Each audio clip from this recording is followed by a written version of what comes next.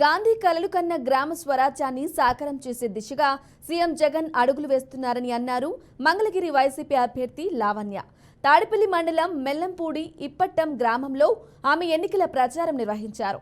జగనన్న సంక్షేమ పథకాలు, వైసీపీ మేనిఫెస్టోను ప్రజలకు వివరిస్తూ ప్రచార కార్యక్రమం కొనసాగించారు. లావణ్య గ్రామస్తులు పూలమాలలు, హారతులతో స్వాగతం పలికారు.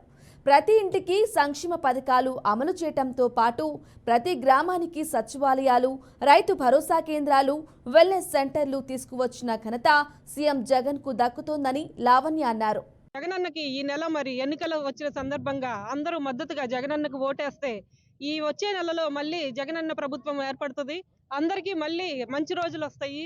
గడప గడపకి మరి అర్హత ఉన్న వాళ్ళందరికీ కూడా వాలంటీర్లే తీసుకొచ్చి స్వయంగా పెన్షన్ అందిస్తారు. మరి ఇక్కడ అందుబాటులో ఉండే నాయకులకి మాకు కూడా ఒక అవకాశం ఇచ్చారు. స్థానికంగా నేను కూడా ఎంతో అభివృద్ధి చేస్తాను. అలాగే సంక్షేమ పథకాలు అర్హత ఉన్న వాళ్ళందరికీ సరిగ్గా అందేలాగా చేస్తాను. మరి నాకు కూడా ఒక అవకాశం ఇచ్చి ఎమ్మెల్యే అభ్యర్థిగా గెలిపించాలని కోరుకుంటున్నాను. అలాగే ఫ్యాన్ గుర్తు మీద ఈ సార్వత్రిక ఎన్నికల్లో మే 13న జరిగిపోయే ఎన్నికల్లో మరి ఎంపీ కిలార్ రోసయ్య గారిని, ఎమ్మెల్యే అభ్యర్థి అయిన మురుగుడి లావణ్యాన్ని ఫ్యాన్ గుర్తు మీద ఓటేసి భారీ మెజార్టీతో గెలిపించాల్సిందిగా కోరుకుంటున్నాను. నారా లోకేష్ గారికి అసలుకి తీరిక ఎక్కడుందండి? ప్రచారం చేయడానికే తీరిక లేదు ఆయనకి. నామినేషన్కి కూడా అటెండ్ అవ్వలేదు. అసలు ప్రచారంలో కూడా అసలు పాల్గొనట్లేదు. మేమైతే డోర్ టు డోర్ వెళ్ళి ప్రజల్లోకి వెళ్ళి ప్రచారం చేసి వాళ్ళ కష్టాలు ఏంటి, ప్రాబ్లమ్స్ ఏంటి అనేవి నోట్ చేసుకొని ఎలా సాల్వ్ అవుతాయి అని మేము అన్ని నోట్ చేసుకొని ముందుకు వెళ్తున్నాము.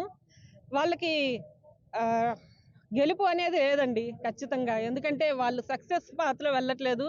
అంతా మేము డబ్బుతోనే అయిపోతుంది అని చెప్పి ధీమాగా ఉన్నారు. మెజారిటీ మాటలన్నీ వట్టి డైలాగ్లే అండి.